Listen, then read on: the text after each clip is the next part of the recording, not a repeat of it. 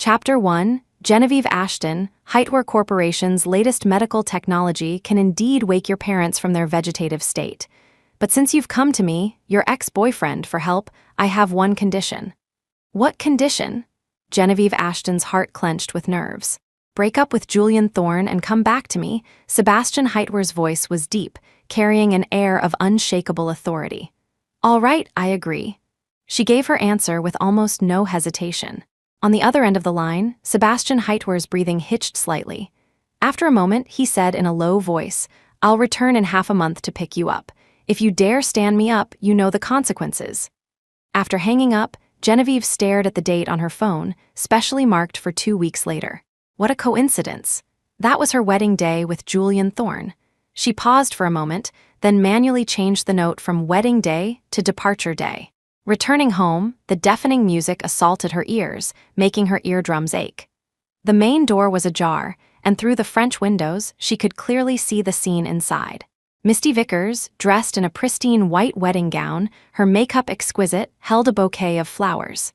She stood before Julian Thorne, biting her lip, her eyes glistening with tears, looking utterly pitiful.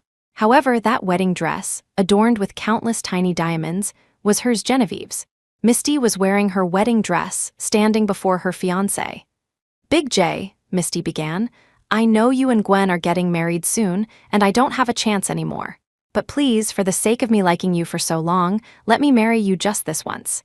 Give this grand love of mine a perfect ending, okay? Julian's cronies quickly chimed in.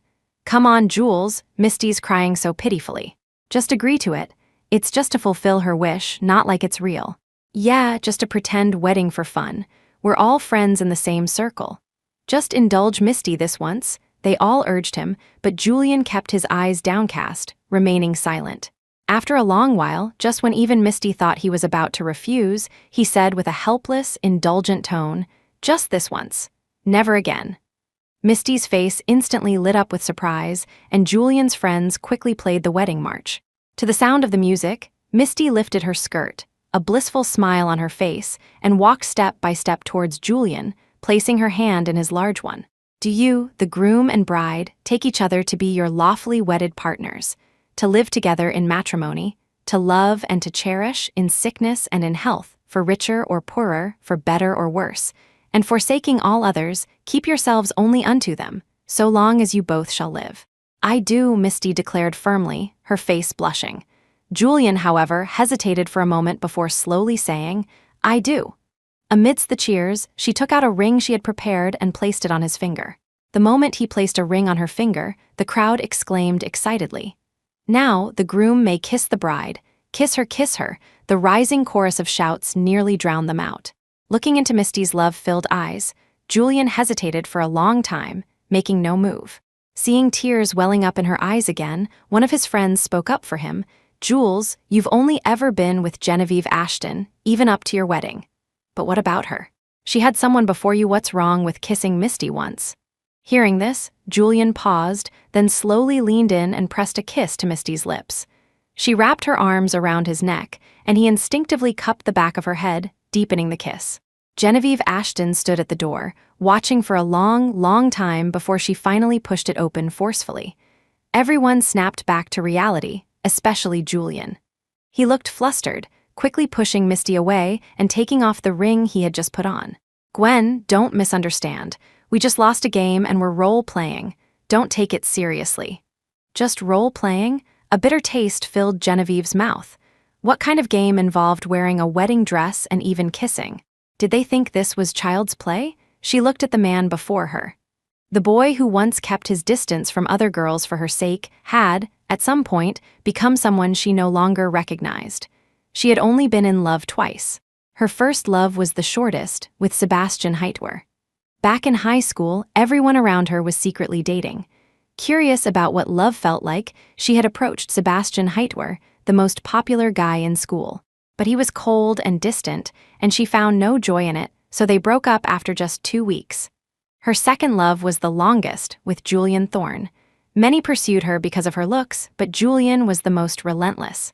A prominent scion from a wealthy metropolitan family, he had gone to great lengths, confessing his love to her 99 times before she finally became his girlfriend. In the years that followed, he spoiled her rotten. He would fly abroad to bid for a necklace she fancied at a Sotheby's auction just because she glanced at it a little longer in a magazine. Because she liked roses, he bought an estate and planted her favorite variety. He remembered every anniversary. The day they first met, the day they officially got together, their first, second, and third-year anniversaries, always with endless surprises. Until 6 months ago, when her parents, Arthur and Eleanor Ashton, had a car accident and fell into a vegetative state, possibly never to wake up. She was devastated, but it was during this time that Julian became entangled with Misty Vickers, the sister of his good friend. At first, he explained, "My buddy just asked me to look after her. She's just a young girl, needs a bit more attention." So, he could stay up late to comfort Misty, who was afraid of thunder, and even stooped to wait in long lines to buy her bubble tea. Even when Genevieve found a love letter Misty had written to him and confronted him, he was unconcerned, merely saying with a sigh, "She's still young, probably doesn't even understand what love is. Gwen, let's not hold it against her, okay?" Recently, Genevieve learned that Hightower Corporation's latest medical technology could wake her parents. Knowing Julian was possessive and very much minded her ex-boyfriend Sebastian's existence, she had planned to tell him in advance. However, the day she went to find him, she overheard Misty, drunk, asking him, "Big J, if you had met me first back then, would you have been with me?" Julian remained silent. Misty, tear-streaked, clutched his sleeve. "Gwen isn't here. Can't you just humor me a little?" After a long pause, he whispered, "Yes." At that moment, Genevieve, standing outside the door, felt like she'd been plunged into an ice bath. If that was the case, there was no need to tell him about seeking help from her ex-boyfriend. After all, from now on, her body and heart would be withdrawn from him.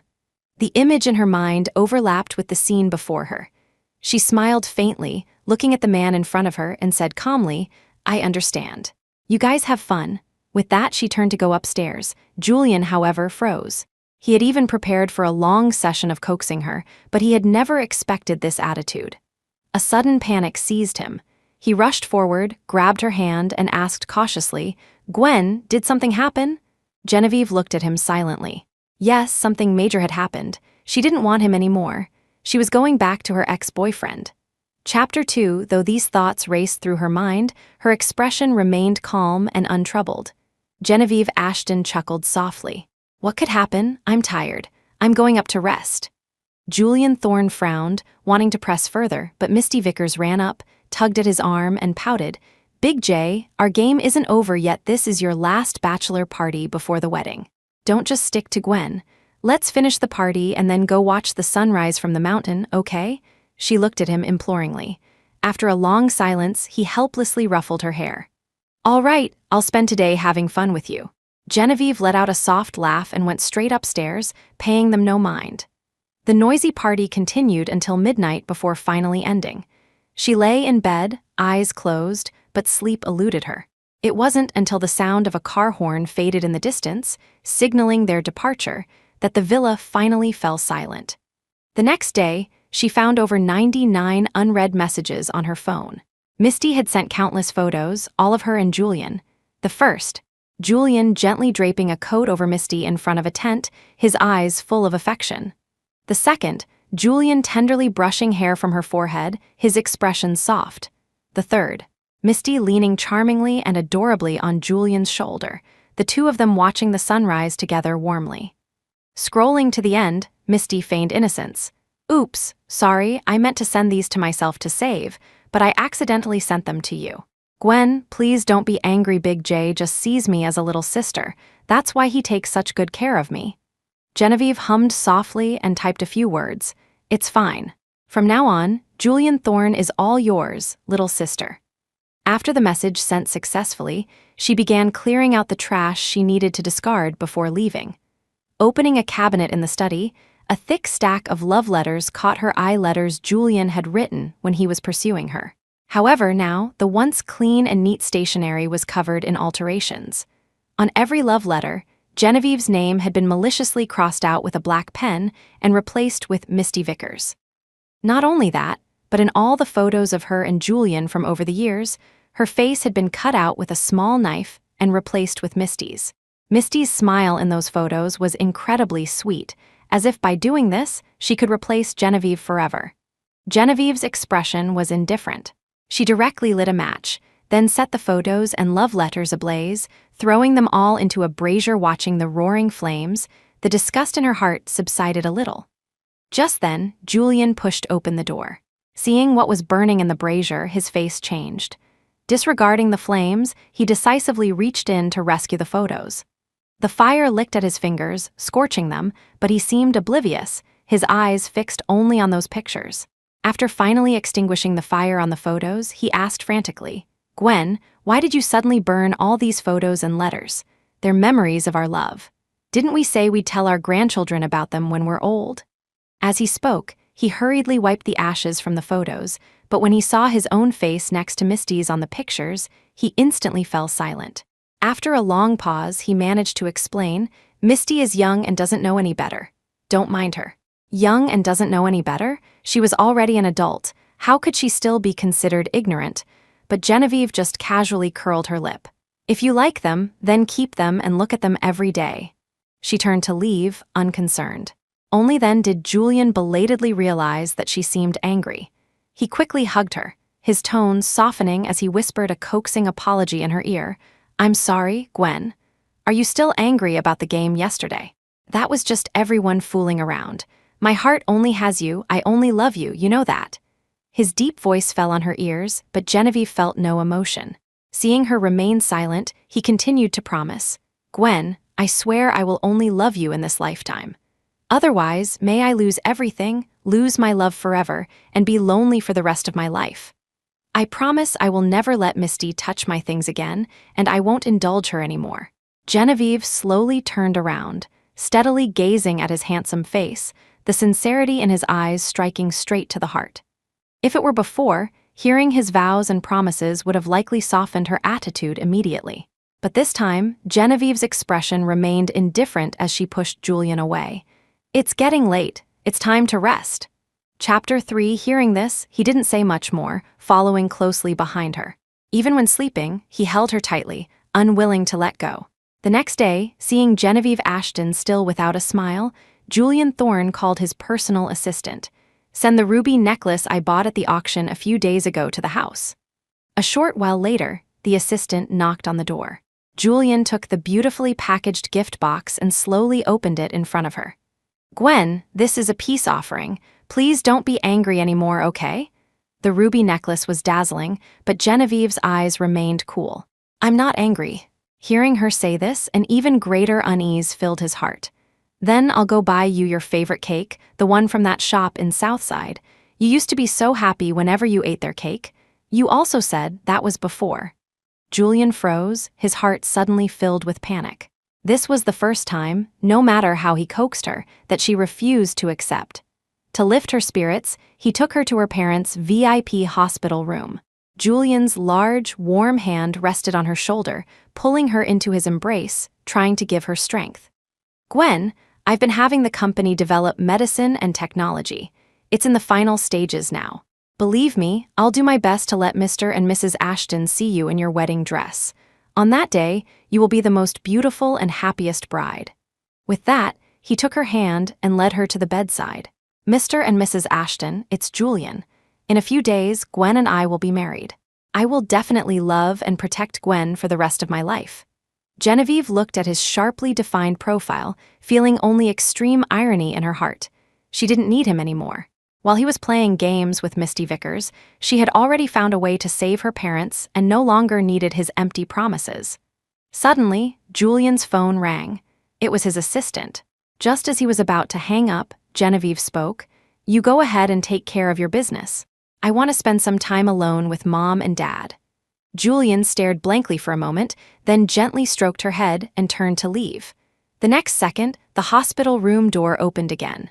Genevieve turned, only to find it wasn't Julian returning, but her parents' attending physician, Dr. Leonard Davies, also her father's old friend.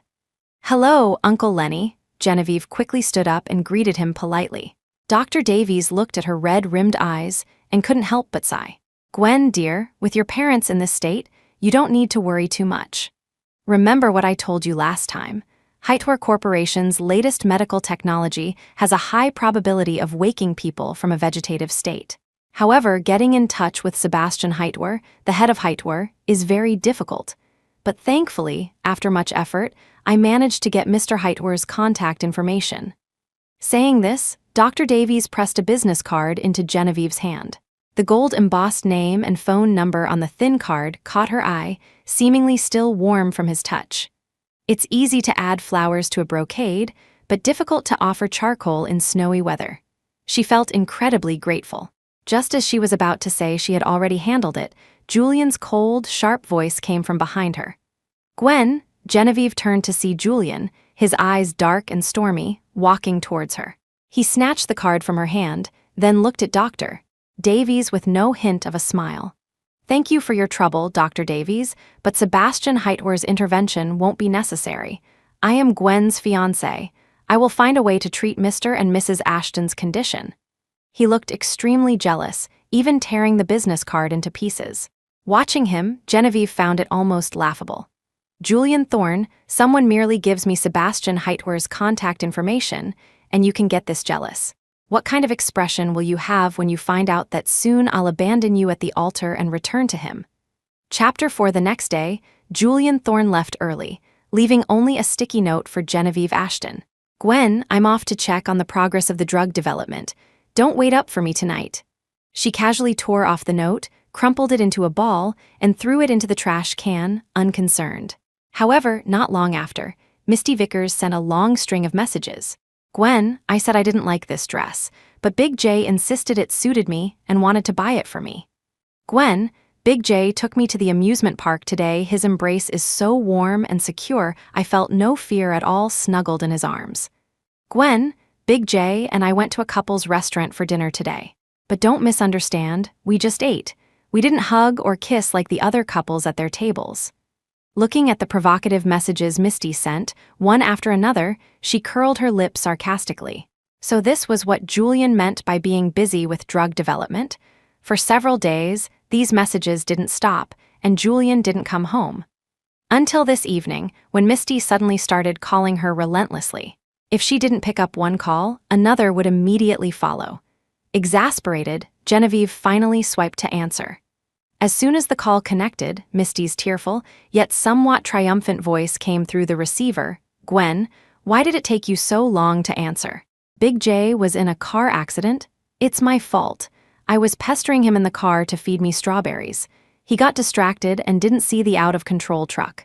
When the truck hit us, he shielded me with his body.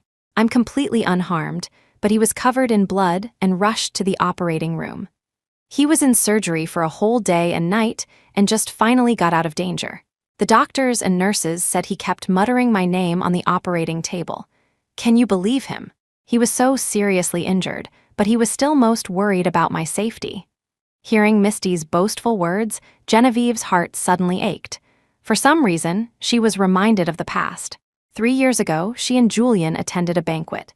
When a chandelier accidentally fell, he unhesitatingly shielded her with his body. That time, too, she was unharmed, while he suffered 2 broken ribs. Back then, she had cried her eyes out by his hospital bed. "Are you stupid? Anyone else would run from something like that, but you rushed over to protect me. Julian Thorne, you big dummy, you're the biggest dummy in the world." He was in so much pain he could barely move, yet he still smiled and sat up to wipe her tears, his eyes filled with heartache and cherish. "Gwen, don't cry. I didn't even cry out in pain from 2 broken ribs, but you crying like this, are you trying to take half my life? You are the most important person in my life. You're more important than my own life. Naturally, I have to protect you at all costs, now and in the future." But now, he would risk his life like this for someone else. Did Julian really only see Misty as his good friend's little sister? Genevieve curled her lip. "Since he was so seriously injured for you, you should take good care of him. If there's nothing else, I'm hanging up."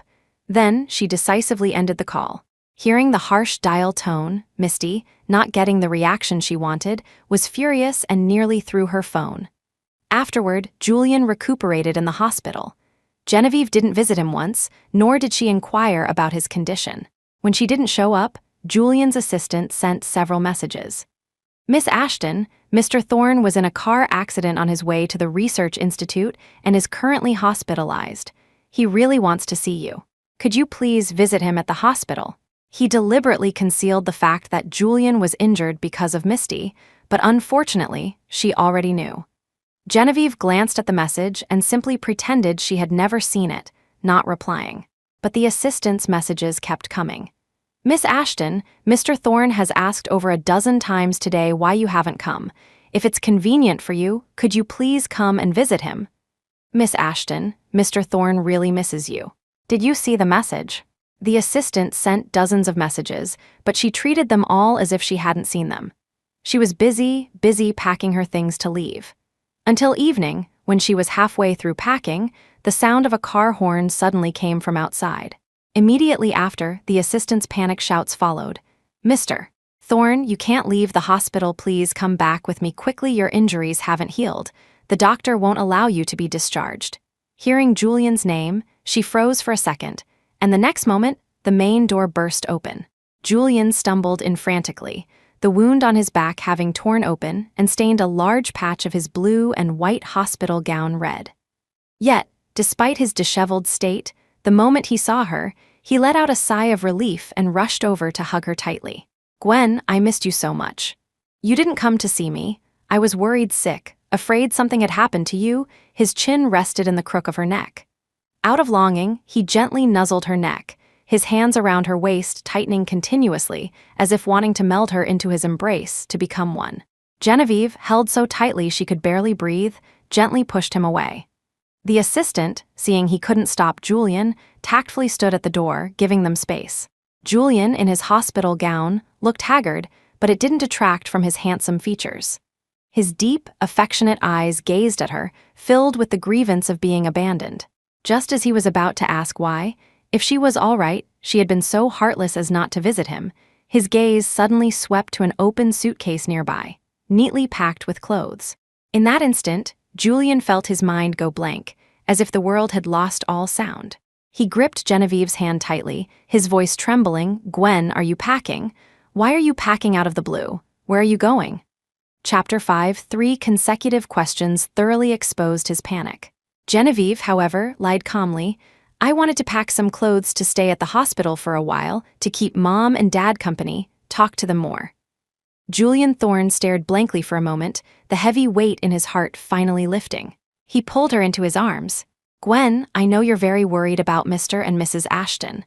I've arranged for people to take care of them, so you don't need to worry. Besides, we're getting married soon. The most important thing for you to do now is to wait to be a beautiful bride. As if to reassure her, he took out his phone, which displayed screen after screen of dense data. Look, this is the progress of the drug development. Genevieve couldn't understand it, nor did she care, merely nodding perfunctorily. The assistant, nervously looking at the blood on Julian's clothes, reluctantly reminded him. Mr. Thorne, you've been out long enough. You've seen Miss Ashton. Shouldn't you be heading back to the hospital now? He urged him several times, but Julian acted as if he hadn't heard, reluctantly holding her hand. Gwen, you didn't come to the hospital to see me even once after my accident. I miss you so much. Will you come to the hospital and keep me company, please? Isn't Misty Vickers there? She smiled faintly, freeing her hand from his tenacious grip. Hearing this, Julian's expression stiffened.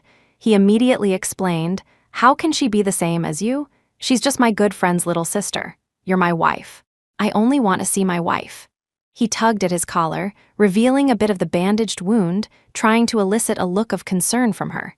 However, Genevieve merely made a perfunctory excuse. I haven't been feeling well these past few days. I can't go to the hospital. Not feeling well? Is it a cold or your period? Have you seen a doctor? I'll call my private doctor to come take care of you right away. Julian's eyes were full of anxiety. Despite his own injuries, he was still worried about her health. He even repeatedly touched her forehead with the back of his hand to check her temperature. Genevieve subtly avoided him. It's just a minor illness, no need to be so nervous. But he still couldn't rest assured.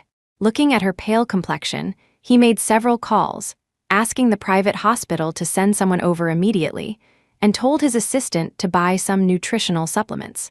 Only after being reminded several times did he finally agree to leave. Before leaving, he even took one of her garments, saying he could only fall asleep smelling her scent. Watching his reluctant departure, Genevieve remained calm. For the next few days, she still didn't go to the hospital, nor did she reply to Julian's messages. Whenever he pitifully asked why she was ignoring him, she would just brush him off with "I'm busy." Julian assumed she was busy with the wedding, felt relieved, and didn't dare to disturb her further. Only she knew she was busy leaving. Just as her packing was almost complete, Julian was discharged from the hospital. "Big J, the doctor said your wound can't get wet or it'll get inflamed. Also, remember to eat less spicy food. I've written down all the foods you can eat and sent them to you. Did you remember?" The car door opened, and Misty Vickers carefully helped Julian walk over. The man looked at the girl, a head shorter than him, a smile in his eyes. "Remembered, you're such a little chatterbox. Careful you don't become a nagging wife." She blushed, glancing at him shyly. "But I only want to be your nagging wife." As she spoke, she didn't notice the step in front of her, stumbled, lost her balance, and fell forward. "Misty," Julian grabbed her hand, pulling her into his arms to protect her. They both fell to the ground, Julian underneath, she on top. Their eyes met, their breaths mingling in an intimate, impossibly close space. Chapter 6, Genevieve Ashton stood not far away, quietly watching this scene. "Need any help?" Hearing a voice, Misty Vickers's face flushed crimson. She didn't know where to put her hands, finally managing to scramble to her feet. She glanced shyly at Julian Thorne. "Gwen, please don't misunderstand. I just accidentally fell, and Big J was kind enough to help me up." Julian also patted the dust off his clothes and walked nervously to her, explaining, "Gwen, it was just a fall. Don't misunderstand." Genevieve curled her lip. Just as she was about to speak, Julian's gaze fell upon several suitcases packed in the living room. A sense of panic inexplicably rose in his heart, and he once again grabbed her hand. "Gwen, didn't I tell you I'd take care of Mr. and Mrs. Ashton, and that you should just focus on preparing for the wedding? Why are you still packing these things?" Genevieve casually glanced at the suitcases on the floor and calmly, perfunctorily replied, "I've recently taken up organizing. Just practicing with these suitcases." With that, she turned and went upstairs. Watching her retreating figure, Julian felt an inexplicable wave of unease. Organizing? When did she develop a passion for that? Genevieve, however, had no time to care about his mood. Her luggage was mostly packed. Only one last item remained: the heirloom jade bracelet her parents had left her. These past few days, she had practically turned the entire house upside down but still couldn't find a trace of it. It was almost impossible for it to be lost without reason, and she had always kept it very safe. For some reason, a sense of foreboding suddenly washed over her. Just as she was rummaging through chests and cabinets, Misty's voice suddenly came from behind her. "Gwen, are you looking for this?" Genevieve whirled around to see Misty holding a velvet box. The box was open, and an emerald green jade bracelet lay nestled inside. "How did this jade bracelet end up with you?" Just as she reached out to take it, Misty smiled and dodged, taking the bracelet out herself and examining it closely. "On the day of the party, I really liked this jade bracelet the moment I saw it, so I took it. Gwen, my birthday is coming up soon. Why don't you give me this jade bracelet as a birthday present?" "Give it to her." Julian constantly told her Misty was just a naive young girl, but Genevieve never imagined her audacity could reach such heights. Genevieve stared at her, her voice chilling to the extreme. "Don't you know that taking without asking is stealing? Give it back to me, this is mine, and I have no intention of giving it to you." She held out her hand in front of Misty, demanding her jade bracelet back. Misty, however, just smiled, deliberately raised her hand, and then crash. The emerald green jade bracelet fell to the floor, instantly shattering into pieces. "Oh dear," Misty exclaimed deliberately, her eyes filled with triumph. "Gwen, I accidentally broke it. Is this bracelet very important? How about I compensate you for it?" The moment the jade bracelet shattered, Genevieve felt her heart stop. It was a gift from her parents, an Ashton family heirloom said to protect her for a lifetime. Back then, she had just smiled and nestled in their arms. "With Mom and Dad around, of course, I'll be safe my whole life." But later, they had the car accident and fell into a deep, unending sleep. This was the last thing they had left her. Despair, helplessness, pain, and anger all converged. Finally, Genevieve could hold back no longer and raised her hand, slapping Misty hard across the face. With a sharp crack, Misty's face swelled almost instantly. "Misty Vickers, this is our family heirloom. No amount of money can replace it. This study has security cameras. I'm going to sue you for intentional destruction of property." Misty's expression changed. Just as she was about to speak, Julian, who had heard the commotion downstairs, rushed up. Before anyone could react, Misty threw herself at him, clutching her swollen face, tears welling in her eyes, on the verge of falling as she sobbed out her grievance. "Big J, I just accidentally broke Gwen's thing and she slapped me. My face hurts so much. Will it leave a scar?" As she spoke, large tears rolled down her cheeks, and combined with her swollen face, she looked utterly pitiful. Chapter 7. Hearing this, Julian Thorne's eyes instantly filled with a pang of heartache. "Gwen, it was just a broken item. I'll compensate Misty for it. There's no need to be so aggressive." Genevieve Ashton, her eyes red, retorted, "Look carefully at what she broke." Only then did he look down and instantly froze. He recognized it. This was the only thing Genevieve's parents had left her. During the time after their accident, she would often hold this jade bracelet, polishing it as she thought of them. His voice softened instantly. "Gwen, I know you're very angry. Misty didn't do it on purpose. I'll find someone to repair it. Don't be angry, okay?" As soon as he finished speaking, he looked at Misty, his face instantly turning stern and cold. He reprimanded her icily. "What are you still standing here for? You made a mistake, so get lost." Hearing this, Misty was utterly incredulous. Her lips trembled a few times before she finally covered her face and ran off crying. Only then did Julian walk over to embrace Genevieve, speaking softly. "Gwen, see? I scolded Misty. Please don't be angry anymore, okay?" Scolded Misty. A casually uttered "get lost" counted as a scolding. Could a scolding restore her parents' jade bracelet? She gave a sarcastic smile and silently freed herself from his embrace. Then she silently picked up the fragments from the floor, wrapped them in a cloth, and coldly avoided his attempts to help. "Don't you worry about it. Misty did it on purpose. I won't let her get away with this." Her voice was utterly cold. With that, she copied the surveillance footage from the study and, taking the bracelet fragments, went to the police station to file a report. "Ma'am, may I have your name?" "Genevieve Ashton."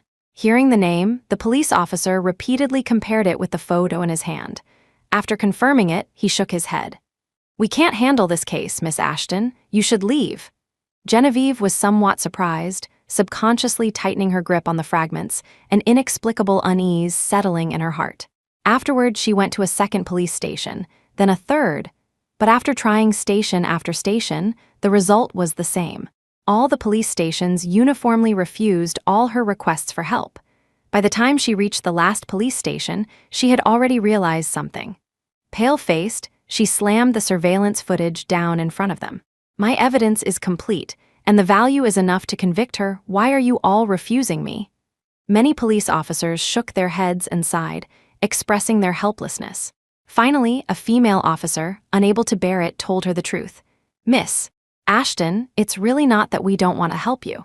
It's your fiancé who gave the word that no police station in the entire city is to trouble Misty Vickers. He said this is just a family matter, and you're just throwing a tantrum." Genevieve couldn't believe what she was hearing. It was like having a basin of icy water poured over her head in the dead of winter. A cold wind howled, freezing her to the core. So he loved Misty to this extent. He clearly knew Misty had done it on purpose. And he clearly knew how important this bracelet was to her. He knew even better how desperate and pained she would be if she couldn't get justice. But he still chose to protect Misty. She felt like a soulless puppet, a walking corpse, as she stumbled out. Just as she stepped outside, with a loud bang, magnificent fireworks bloomed in the sky, illuminating almost the entire night. It wasn't just the sky in front of her. Fireworks were being set off across almost the entire city, and after each firework burst, a sentence would linger in the dark night sky. "Misty, forgive me." She watched, and finally, tears of laughter streamed down her face. "Genevieve Ashton, this is the boyfriend you've been with for 7 years. This is the boyfriend who relentlessly pursued you, who said he would protect you for a lifetime in your moment of greatest pain. He's coaxing the very source of your suffering." Chapter 8. Just then, her phone vibrated a few times. Misty Vickers had sent 2 messages. Big J, I received your apology. I'll grudgingly forgive you. HMPH, if you ever tell me to get lost again for that old hag, I'll ignore you forever. A few minutes after the messages were sent, Misty followed up with various apologies. Oh dear Gwen, I'm so sorry I accidentally sent you the messages I meant for Big J, just pretend you didn't see them. Genevieve Ashton smiled, slowly wiping the tears from her face, and put her phone in her pocket. Returning home, chilled to the bone, Julian Thorne was frantic with worry. He rushed to embrace her, holding her tightly. Gwen, where have you been? Do you know I've been looking for you for a whole day and night? He kept checking her from head to toe, making sure she wasn't injured, his eyes filled with unconcealed anxiety and nervousness. Genevieve's face was wooden as she stared straight into his deep eyes. You told every police station in the city not to take my case. How could you not know where I went? Julian froze for a moment, then sighed deeply. Gwen, there's no need to make such a big deal out of this little thing. Misty is still a young girl. If she really got a criminal record, it would be hard for me to face my friend. Misty did something wrong and received no punishment. Did that mean it was Genevieve's fault that her parents' jade bracelet was shattered? Genevieve's eyes were filled with despair. He, however, didn't notice anything amiss and continued to comfort her in a gentle voice. Don't worry, I'll definitely get your jade bracelet repaired. I'll find the best restorer in the world. I guarantee it will be restored to its original condition. Let's just pretend nothing happened, okay? She couldn't help but let out a cold laugh. There's no going back. No matter how it's repaired, it can't go back to the way it was. Neither this jade bracelet nor their relationship. Julian sensed the implication in her words. His heart skipped a beat, and he subconsciously tightened his grip on her hand, but she subtly pulled away. For several days, Genevieve remained emotionally distant. She never mentioned the jade bracelet again, as if she had moved on or as if it had never happened. The previous wedding dress had been worn by Misty. Julian took Genevieve to a bridal shop again to choose a new one, hoping to lift her spirits. Gwen, look at this mermaid-style wedding dress. It would look beautiful on you.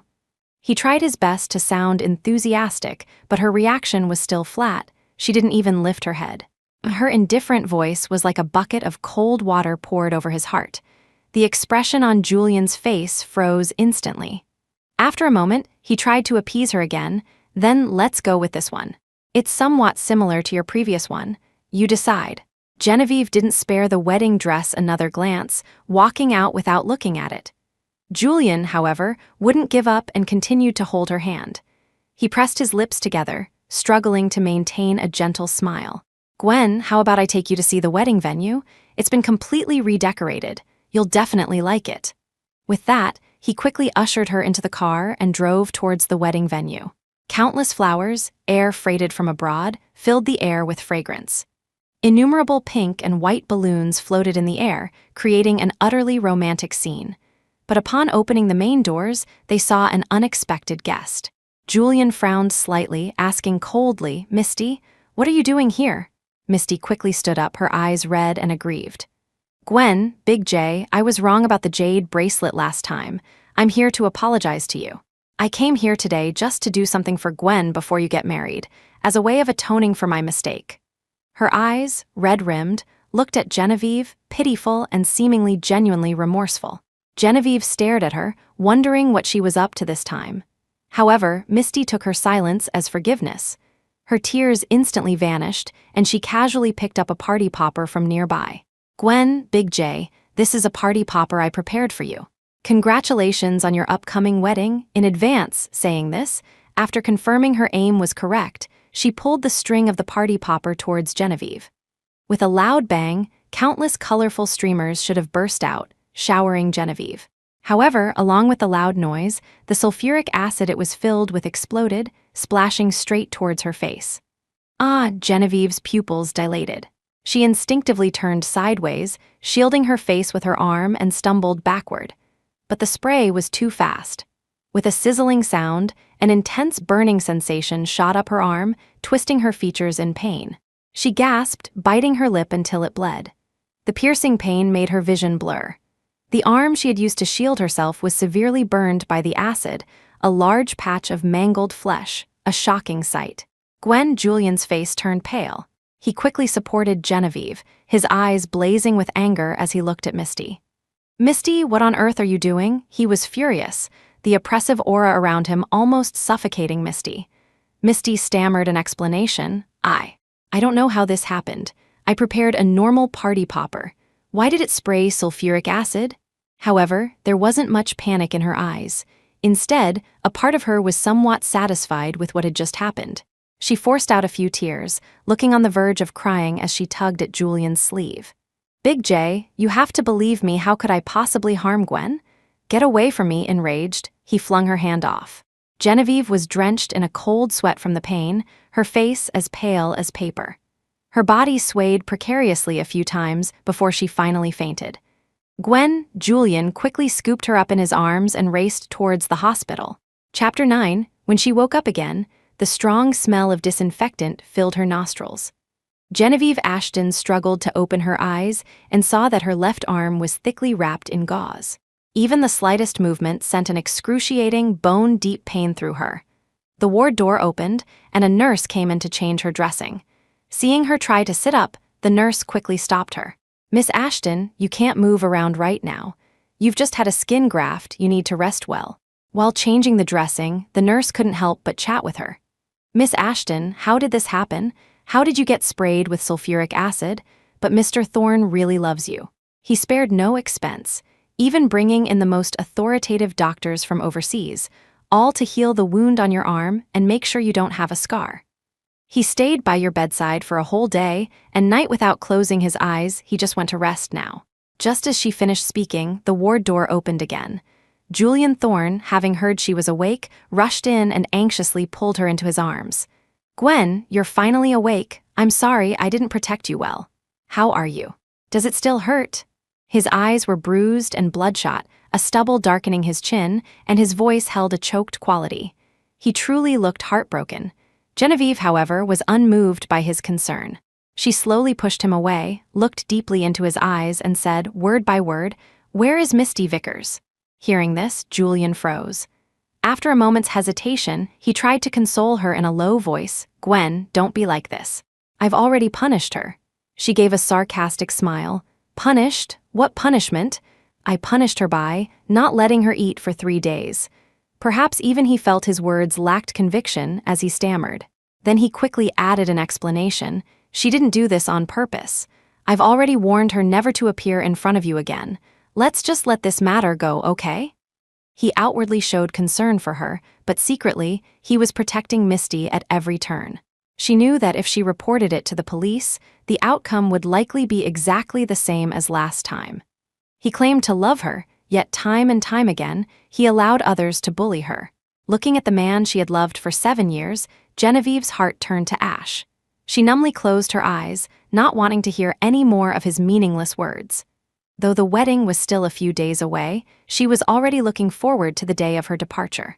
3 days before the wedding, Genevieve was discharged from the hospital. To cheer her up, Julian bought many pieces of jewelry at an auction. Expensive, luxurious gifts were laid out before her, but she barely smiled. She merely glanced at them before looking away. She frequently opened her phone, looking at the countdown. With every passing minute, her mood improved slightly. Noticing her somewhat unusual behavior, Julian curled his lips into a smile. "Gwen, are you that excited for our wedding?" "Yes, I'm very much looking forward to that day," Genevieve said softly, watching the constantly ticking countdown. Hearing this, he didn't think much of it, simply pulling her into his embrace. "I'm looking forward to it too. On that day, our Gwen will be the most beautiful bride." Genevieve merely pursed her lips and said nothing. Soon, the wedding day arrived. Just moments before she was supposed to change into her wedding dress, Genevieve made no move. The dressers urged her several times. Julian had already changed into his suit. Seeing that she had prepared nothing, no wedding dress on, no makeup done, he couldn't help but stare blankly. "Gwen, why haven't you changed into your wedding dress yet?" Just as she was about to speak, Julian's phone rang. It was Misty. It was noisy on her end, sounding like a bar. She seemed drunk, her words jumbled and incoherent. "Big J, today is your wedding, so I won't be there. Wishing you a happy marriage, and may you and Gwen grow old together." "Ah!" A sudden cry came from the other end of the line. After a burst of chaotic noise, Only the sound of lewd teasing remained. "Hey beautiful, have a drink with me. You're so pretty, how about my buddies and I show you a good time?" Hearing this, Julian's expression changed drastically, his face etched with anxiety. "Misty, where are you?" But no voice came from the other end, only a man's voice, and then the call was abruptly disconnected. His face was dark and grim. He urgently grabbed his car keys, about to leave, but then suddenly remembered something and looked hesitantly at Genevieve. "Go ahead," she said calmly, looking at him, seemingly understanding his thoughts. Seeing her so understanding, his eyes filled with even more guilt. "Gwen, let's just postpone the wedding by an hour. I promise this is really the last time. In the future, I will never let Misty appear in our world." Only after he strode away and his figure completely disappeared from her sight did Genevieve Ashton murmur, "Julian Thorne, you're wrong. In the future, it is I who will no longer appear in your world." She turned around and dismissed all the makeup artists and stylists. Just as she brought out her luggage, she saw a message from Sebastian Heitwer. 2 concise words, just like his cool demeanor. "Come out." Genevieve replied with a quick "coming," then deleted all contact information for Julian and Misty and walked out of the house with her suitcase. A black Rolls-Royce was parked outside. She slowly opened the car door, sat down, and the moment the door closed, the car sped off, leaving her no chance for regret. Chapter 10. The car didn't stop until it reached the airport. Just before boarding the private jet, Sebastian Heitwer looked at her and gave a final reminder. "Genevieve Ashton, if you leave with me today, there's no turning back." Though he said that, the look in his eyes gave her no room to refuse. She could almost guess that if she expressed regret at this moment, he would undoubtedly knock her out and take her away. For some reason, Genevieve felt a long-lost sense of security. She took his hand and boarded the plane, playfully swinging his arm as she had when they were dating before. "I won't regret it. Besides, I want to see Mom and Dad sooner." Feeling the familiar warmth on his arm, he subconsciously curved his lips, a hint of a smile in his eyes. Then he quickly suppressed the smile, feigning indifference. "You'd better." However, after only a second of coolness, he couldn't resist giving her a detailed explanation. "Mr. and Mrs. Ashton were transferred hospitals long ago. They are on this plane now, under professional care. Heitwer Corporation's medical technology is already very mature overseas, and many doctors have sufficient experience. This technology is still a blank slate domestically. Going abroad with us will allow Mr. and Mrs. Ashton to receive better treatment." Genevieve listened intently as he spoke. The golden sunlight shone on his face, accentuating his well-defined features. She felt as if she had returned to her student days. Back then, she would also sit beside him like this, resting her head on her hand, listening to him teach her. They hadn't seen each other for many years, ever since he chose to go abroad for university. Though years had passed, she felt he was still the same as before, just a cool-faced paper tiger. Thinking of this, she chuckled softly and nodded repeatedly. As he spoke, Sebastian gradually trailed off, deliberately turning his face away, clearing his throat, and saying in a deep voice, "You should be clear about your current status. Now that you're back with me as my girlfriend, you can't have any inappropriate contact with Julian Thorne." "Okay, don't worry," Genevieve smiled faintly, intertwining her fingers with his, and seeing his ears unconsciously turn crimson, her smile grew even brighter. As the plane soared through the sky, she felt a little drowsy. Just like countless times before, she relied on Sebastian. She let him cover her with a blanket, give her water to drink, and turn off the music to accompany her to sleep. Their heads rested closely together, like a perfectly matched couple. Their familiarity with each other was such that even after so long apart, they could still lean against each other and fall into a deep sleep with peace of mind. However, back in the city, things were in an uproar. At the grand wedding of the Thorne family, both the bride and groom were late. The MC had run out of ways to smooth things over countless times, the guests' expressions were grim, and everyone in the Thorne family looked as black as thunder. Where on earth are Julian and Gwen? Why aren't they here yet? It's the auspicious time, how are we going to explain this to the guests? Alastair Thorne asked with a dark face, while Beatrice Thorne also looked anxious. Attending this wedding, besides relatives and friends of both families, were countless influential people. The Thorne family didn't want to offend anyone, so they kept urging and urging. Countless calls were made, but none were answered. Alistair and Beatrice Thorne's faces were extremely grim. Just as they were about to send people to look for them, Julian finally rushed in. His hair was slightly disheveled, the cuffs of his well-tailored suit were rolled up, and his aura was somewhat sharp. However, he reeked of alcohol, and a dazed, drunken girl followed behind him. Chapter 11, Misty Vickers was probably drunk. She didn't recognize anyone and would only follow Julian Thorne. No matter where he went, she clung tightly to his coattails, refusing to let go. Julian, with a cold face, pushed her down onto a seat. "Behave yourself. Just sit here. Don't move and don't follow me. Today is my wedding, and you are not allowed to ruin it." His tone carried a hint of threat, but Misty wasn't scared at all and still threw herself into his arms, pestering him. "Big J, I don't want to be separated from you. I'm so scared, they all want to bully me, boo-hoo-hoo." She cried pitifully, but Julian still forcefully pried her hands away. "I told you, you can't be willful anymore. I still have to get married." He pushed her away without hesitation and instructed his assistant to keep a close eye on her, then strode onto the stage to apologize to everyone. "I apologize that due to an unforeseen incident, today's wedding was delayed by an hour. But I believe this wedding will absolutely not disappoint you. The wedding will now proceed as planned." His words were met not with applause, but with dead silence. The MC didn't even know whether to continue with the proceedings, repeatedly glancing at Julian and then at Mr. and Mrs. Thorne. Finally, he stammered. Excuse me, was today's wedding originally planned without a bride?" At these words, the entire wedding venue fell instantly silent. Julian frowned deeply, almost unable to believe what he had heard. "What did you say? Say it again." His voice was so cold it could almost freeze the air. The MC, under immense pressure, stammered out the question again. Hearing the words "without a bride," Julian felt as if he had been struck by lightning. His body swayed in disbelief, almost unable to stand. How could this be? Did something happen to Gwen on her way here? How could she miss our wedding? Did the bridal procession go to pick her up? Are they just not here yet? His voice trembled as he fired off several questions. However, it was a long time after he asked before anyone gave him an answer. Mr. Thorne, the bridal procession never picked up the bride.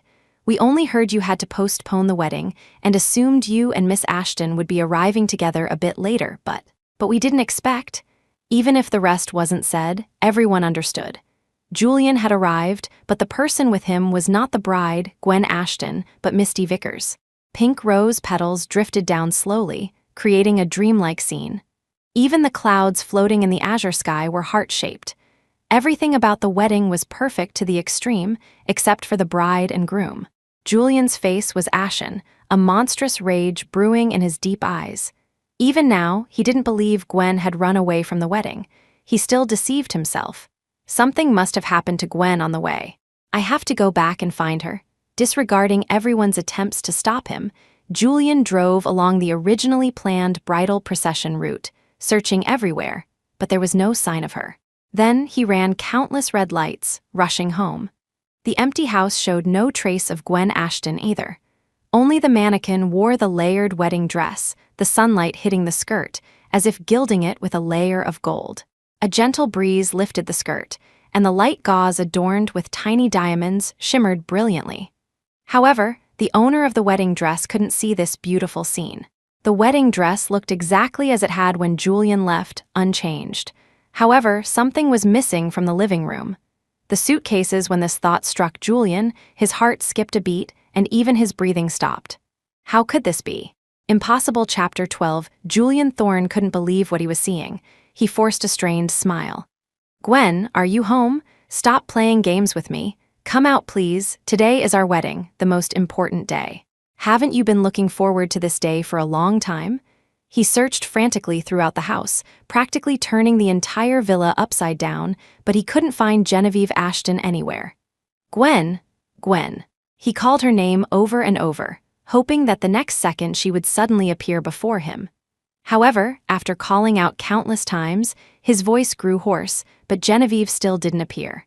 Finally, he sank powerlessly onto the sofa, his heart filled with despair. "Gwen, don't you want me anymore? Today is our wedding, how could you leave me?" His phone on the side had been ringing, but he had no intention of answering. If it wasn't Genevieve, there was no need to pick up. He blocked call after call, ignoring all sounds from the outside world. His face appeared calm, but a dangerous storm was brewing wildly within him. After dialing Genevieve's number countless times, he finally realized he had been blocked and deleted. All methods of contact failed to reach her. Heh! Julian's eyes were pitch black as he let out a crazed smile. His clenched fists dug deeply into his palms, drawing beads of blood, but he seemed to feel nothing. The veins on his arms and fists bulged as he slammed his fist onto the coffee table with all his might. Crack! The marble coffee table shattered, its fragments digging deep into his palm, drawing blood. Gwen, who allowed you to leave me? You are mine, you can only be mine. He practically squeezed these words from the depths of his throat, his eyes filled with gloom. The next second, a news alert popped up on his phone. Shocking at the sensational wedding of the Thorne family head, the bride actually fled the reason. It was because of her. Chapter 13 to grab eyeballs. The news article had compiled the events involving Julian Thorne, Genevieve Ashton, and Misty Vickers. Then, after some artistic embellishment, created a highly impactful piece. Many people were cursing Misty for being shameless and Julian for his lack of boundaries. Saying he deserved it, Julian clutched his phone. Bang! In a fit of anger, he threw the phone forcefully. Almost instantly, the phone screen went black, shattered into pieces, completely wrecked. After an unknown amount of time, his emotions finally calmed down somewhat. He found a spare phone and inserted his SIM card. Just then, Alistair and Beatrice Thorne pushed open the door. Alistair directly slapped Julian across the face. What on earth are you doing today? Our Thorne family has lost all face, become the laughingstock of the entire city's upper echelons. Do you know that? The bride ran away, and the groom arrived late with his little mistress to the wedding. Where does that leave the Thorne family's reputation? Smell the alcohol on you, is that how a groom should be? Alistair pointed at Julian's nose, scolding him angrily, his chest heaving. He took several deep breaths, trying to calm himself. Beatrice also looked at him with a sense of disappointment, sighing deeply several times before saying sternly, Julian Thorne, I don't care what methods you use, you must bring Genevieve Ashton back as soon as possible to complete the wedding. You child, really you had such a good relationship with Gwen, why did you have to let Misty affect the wedding? Couldn't you find someone else to rescue her? If you ask me, that Misty girl is no good. Maybe everything that happened at the bar today was just her scheme. Julian's heart sank, but he still spoke up for Misty. Mom, she's just a young girl. Don't think of her like that. Though he said that, the dissatisfaction he had accumulated towards Misty was growing. She really had crossed some lines. Julian's heart tightened, but he didn't say much more. Hearing this, Beatrice was furious and scoffed. Since you're so stupid enough to believe her, then we have nothing more to say. I just want you to do your best to restore the Thorne family's reputation. We don't care about anything else. After delivering their harsh words, Alistair and Beatrice Thorne left, still fuming. Julian pinched the bridge of his nose and went back to the wedding venue. The place was already deserted. The wedding he had fantasized about countless times had ended in such a ridiculous way. How could he accept it? They had agreed long ago to get married on this day, to live happily ever after. Why did it turn out like this? He replayed the events of the recent period in his mind over and over, but he still couldn't understand why Genevieve had left. Was it because she was jealous of Misty, or because of Arthur and Alina Ashton's illness, or perhaps because of her injuries? He couldn't figure it out, but he still called the hospital. Hello, please keep an eye on Genevieve Ashton's parents.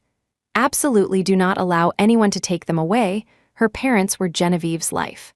As long as he had her parents, she would definitely come back to him obediently. However, the hospital staff hemmed and hawed for a few moments before finally managing to speak.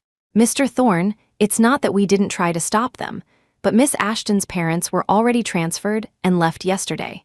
We heard they were going abroad to receive treatment with Heightware Corporation's latest medical technology.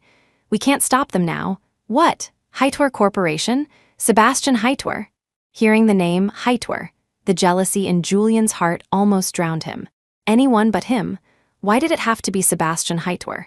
Genevieve Ashton, you just can't let him go, can you?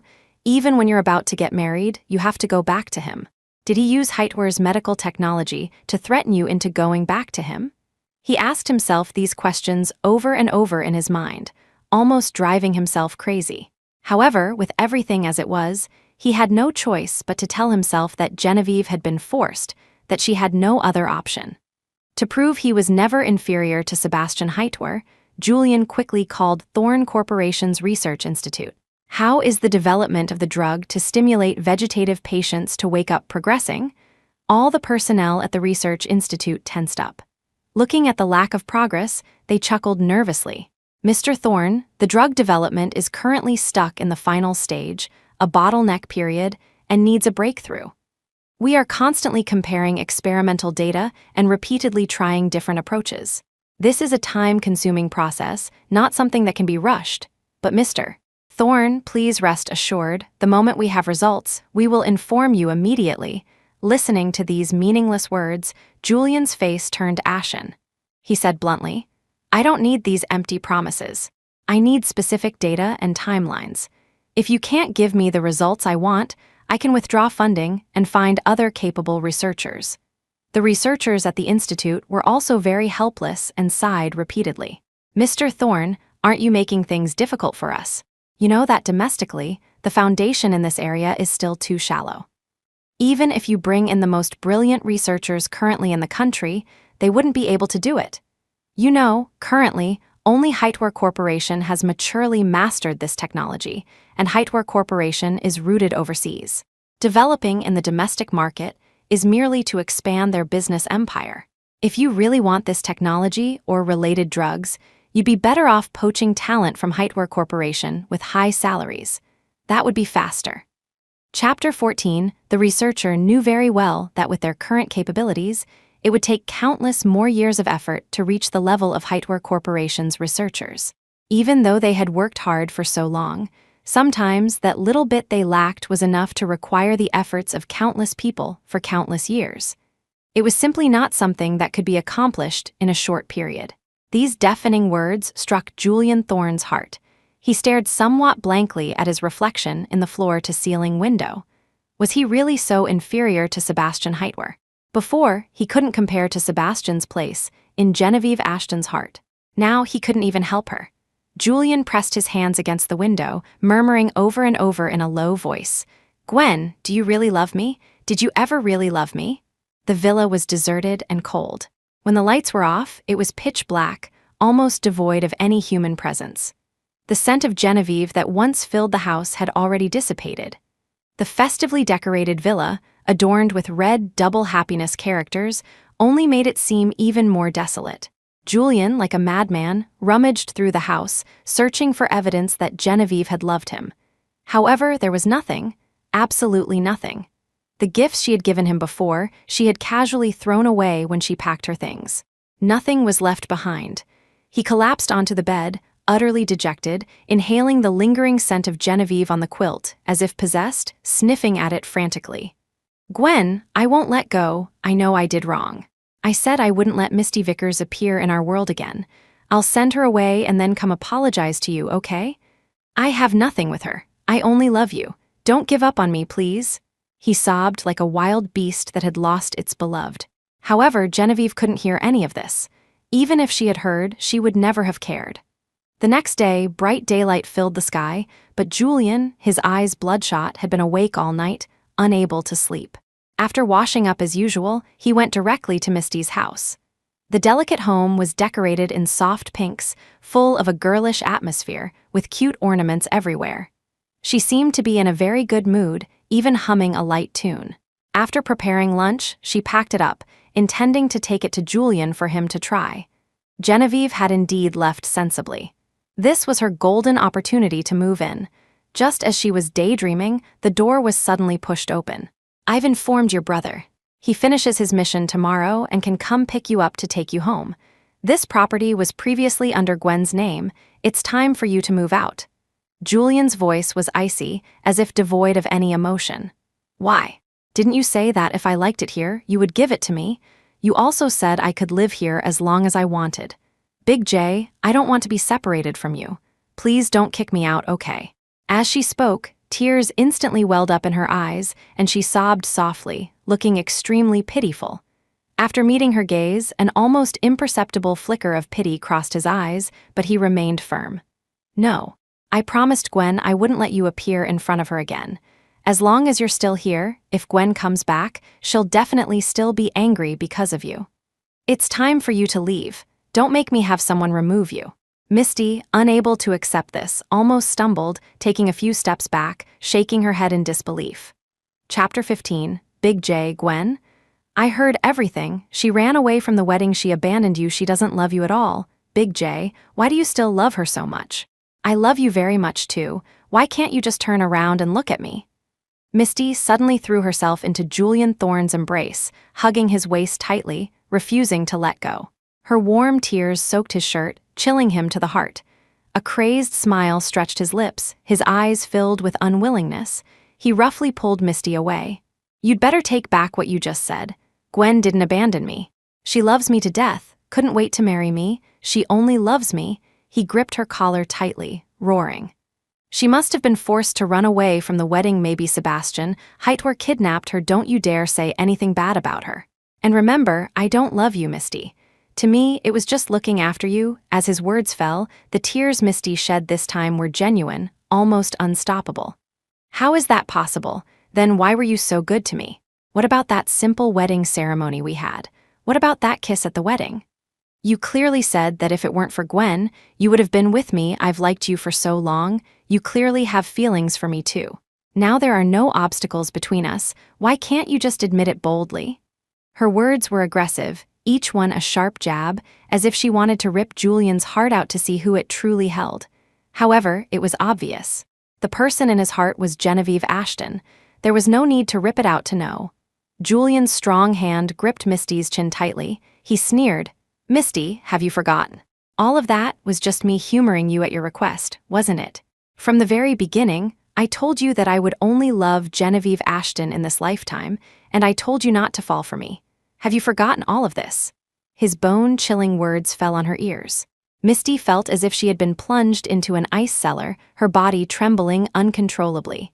Tears streamed from the corners of her eyes, her heart was filled with despair. She remembered. How could she not remember?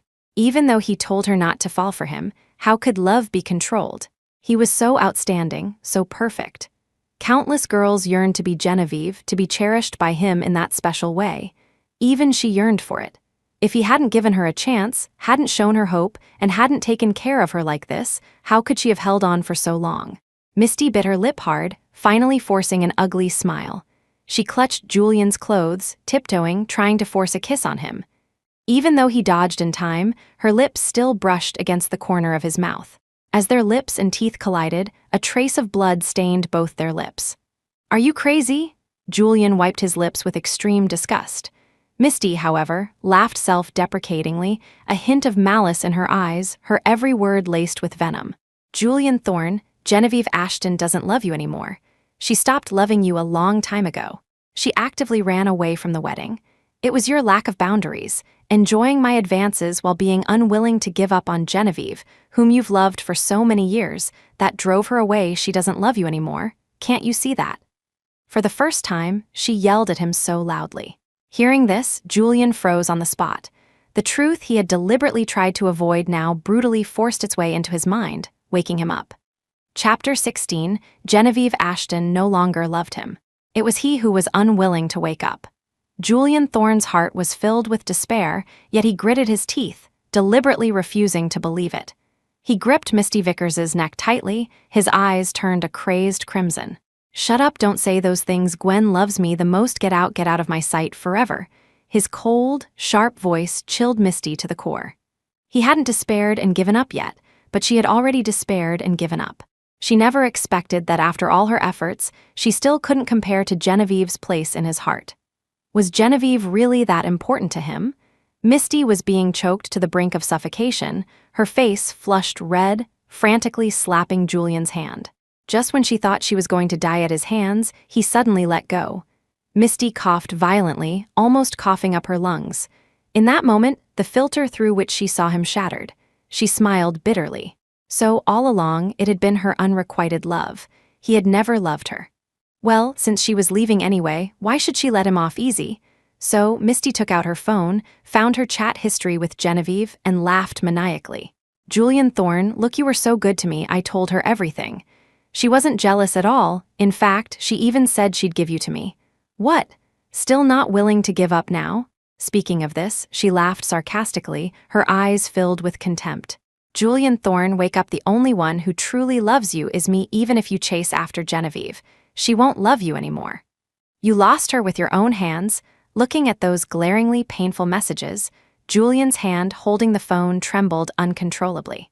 He could hardly imagine how much pain Genevieve must have felt when she saw those messages. I'm sorry. Julian apologized in a low voice again and again, but Genevieve couldn't hear him at all. Seeing him so wretched, Misty laughed and laughed until she unknowingly started to cry. Why couldn't he just look at her a little more? She loved him so much too. They remained silent for an unknown amount of time before Julian finally broke the quiet. "What you did to Gwen before, you should have been punished for it. I won't let you off, move out as soon as possible, and you'd better start preparing to find a lawyer." After his cold reminder, he left without a shred of mercy. Only a few bodyguards remained, watching Misty pack her things and move out. With every item she packed, her despair deepened. She knew she had done many wrong things, but wasn't everything she did to be with him. Why could he just ignore her feelings? The most outrageous person was him. Julian Thorne. Misty wretchedly packed her luggage. The once cozy little home was now dismantled, with almost nothing left, barely recognizable. The next day, she was escorted by bodyguards and handed over to Captain Jasper Vickers. The man in military uniform, upon hearing about his sister's actions, was almost angered to death. "Misty Vickers, have you forgot how many times I warned you when I sent you to Julian Thorne's side? Don't fall for him. Look at you now. Are you trying to ruin me, your brother?" Jasper directly dragged Misty into the ancestral hall, whipping her with the family discipline rod again and again. He didn't stop even when her skin was broken and bleeding. Misty was beaten half to death, but Jasper was still furious. After having her wounds treated and seeing her wake up, he dragged her to the Thorne family home to apologize. Chapter 17. In front of countless members of the Thorne family, Captain Jasper Vickers forced Misty Vickers to kneel on the ground and kowtow to Julian Thorne. "I'm sorry, it was my failure to discipline my sister. I shouldn't have allowed her to harbor thoughts of interfering, and even less should I have let her learn to harm others. I will teach her properly. I trouble Mr. Thorne not to press charges against her. Consider it for the sake of our past friendship." Jasper, a military man, humbled himself at this moment. Misty lay on the ground, covered in blood, unconscious. Julian, however, no longer showed the same heartache and indulgence as before. He merely said faintly, "You shouldn't be apologizing to me. You should be apologizing to Gwen. If she forgives you, I'll let you go." For a moment, everyone present fell silent. Who didn't know Genevieve Ashton had gone abroad and left? Even Julian hadn't been able to see her. How could they find her to apologize? Jasper's face instantly turned ashen. He sighed silently and carried Misty back. He ruthlessly bought a bottle of sulfuric acid and poured it on Misty's arm. Her entire fair arm was instantly ravaged. She writhed and struggled in pain, almost wanting to hack off her entire arm. Only when she was numb from the pain did Jasper send her to the hospital. Her arm was saved, but the ugly scar would remain forever. Skin grafting was an option, but Jasper refused. When Misty woke up and saw her disfigured right arm, she almost went mad. She screamed incessantly, "My arm, I want a skin graft, I want to be beautiful again, I want to go back to how I was." Jasper, however, was firm. "Don't even think about it. I won't get you treatment." Genevieve suffered the same injury. If she hadn't blocked it with her hand back then, her entire face would have been ruined. "Where did you get the audacity to do such a thing? I never taught you that. You should experience her pain too." Misty clutched her arm, staring despairingly at the ceiling, 2 lines of regretful tears streaming down her face. Even so, Genevieve, far away across the ocean, knew nothing of this. She stayed by her parents' side, speaking to them softly, telling them stories. Arthur and Alina Ashton had a strong will to live. Not long after Hightower's latest technology was applied, it immediately showed results. They had now regained consciousness, able to open their eyes and hear sounds. It was just that their bodies still couldn't move, and speaking was difficult, requiring subsequent medication and rehabilitation. But at least, seeing them wake up was already Genevieve's dream come true. She turned a page in the storybook she was holding, licked her dry lips, and was about to take a sip of water to continue when Sebastian Heitwer, timing it perfectly, pushed open the door and advised her to rest. Today's chat time is over. Mr. and Mrs. Ashton need more rest. I know you're happy, but this isn't something that can be rushed. Hearing this, Genevieve turned around, buried her face in his embrace, and mumbled an Actually, she was already very satisfied with today. It was just that she always hoped for things to get a little better each day. After coming out of the hospital room, Genevieve's eyes were a little red, showing her vulnerability in front of Sebastian. Seb, if it weren't for you, I might never have seen Mom and Dad wake up and talk to them again in this lifetime. Her voice grew smaller as she spoke, but he understood all the feelings in her heart. He just held her tighter, giving her comfort and strength. Don't worry, everything is moving in a good direction now. As long as you stay clear-headed and don't fall into Julian Thorne's trap again, it'll be fine. Over these years, I've seen everything he's done to you. If it weren't for... Chapter 18, if it weren't for what? Genevieve Ashton looked at him, somewhat surprised. She never knew he knew everything about her. Sebastian Heitwer suppressed the bitterness in his heart, trying to appear nonchalant, and said lightly, After I went abroad, I came back to see you many times. The day he first confessed to you, I was there too. I originally wanted to make a formal confession to you, but he stopped me, saying you already had feelings for each other, and only this confession was missing. I didn't want to see you sad, so I gave up. As he said these words, a faint sadness was hidden deep in his eyes. Afterward, seeing your happiness together countless times, I thought it was time to let go. The day you agreed to marry him, he told me that you never wanted to see me again, wanted to cut off all ties with me, as if we had never known each other. He prevented us from meeting time and time again. I gave up. Even though I knew he wasn't good to you, since you didn't ask for help, I could only force myself not to do anything. Until that time, you finally called me. Do you know how long I waited for that call? Sebastian wasn't one for sentimentality, but at this moment, he couldn't help but choke up a little. Hearing this, Genevieve froze on the spot. She had never imagined that all these years, Sebastian had been waiting for her. The shortest romance had been the one where he loved her the longest. The longest romance couldn't withstand the fading of time. Genevieve moved her lips, unsure what to say for a moment. She just hugged Sebastian tightly back, wiped the tears from the corners of her eyes, and said in a choked voice, Seb, let's never be apart again. His eyes were filled with excitement and joy. After they hugged for a long time, Sebastian slowly released her, looked at her steadily, and said, Gwen, actually, during this time, Julian Thorne has tried to find you many times, but my men stopped him. Will you regret looking back? His heart was very insecure, afraid she would abandon him again and choose Julian. This time, Genevieve told him firmly, I won't. She held his hand and continued, Stop him from seeing me, just like he did to you countless times before. I don't want to see him again at all, much less reconcile with him. At these words, Sebastian felt his whole heart soak in warm water, comfortably warm. All right, don't worry, I won't let him disturb you. Late at night, after Genevieve had fallen asleep, Sebastian, wearing a bathrobe, sat on the sofa on the balcony, poured a glass of red wine, and made sure the sliding glass door was closed and soundproof before answering Julian's call. His eyes showed a hint of satisfaction, and his attitude towards Julian was somewhat contemptuous. Julian Thorne, don't even try to come abroad looking for Gwen. She doesn't want to see you.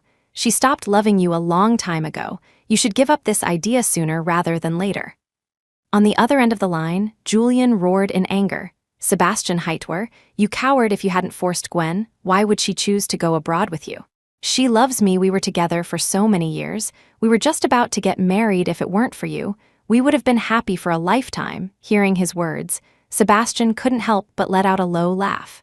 So many years. You were only together for 4 years. Including the 3 years he pursued you, that's only 7 years. She and I have known each other since we were a month old. We grew up together, spent 18 years together, and we will be together for much longer. What do you have to compare with us? His eyes were filled with contempt and mockery. Chapter 19, Julian Thorne was silent for a long time before resorting to goading. Sebastian Heitwer, you don't want me to go abroad so badly. Could it be that you're afraid if Gwen sees me, she'll choose me and leave your side? Gwen has only ever loved me. She told me countless times before that being with you was just youthful indiscretion. What do you have to compete with me? Sebastian's hand holding the phone tightened, and he gritted his teeth. Let's see if you can even make it here safely first at least. Right now, she only loves me. As soon as he finished speaking, he hung up the phone. After the call, both men were thoroughly infuriated. They both hated each other to the bone, wishing they could kill the other. Sebastian stood on the balcony for a long time, calming his emotions before he pushed open the glass door, lay down beside Genevieve Ashton, and traced her features with his eyes. Sometimes he also hated his own weakness for being unable to let her go, for loving her so much. But in the end, he still succumbed to his heart. The next second, Genevieve, sensing the familiar presence and warmth, subconsciously snuggled into his embrace, holding him tightly. Looking at the head nestled against him, he smiled helplessly and hugged her back. Unlike the peaceful night's sleep on the side, Julian was so angry he couldn't sleep all night again. After arranging all the Thorne family matters, he bought the earliest plane ticket and rushed to Country A. However, as soon as the plane landed, Julian was stopped. Country A was now Hightower Corporation's territory. Sebastian had long ago arranged for people to monitor his whereabouts at all times, giving him no chance to see Genevieve.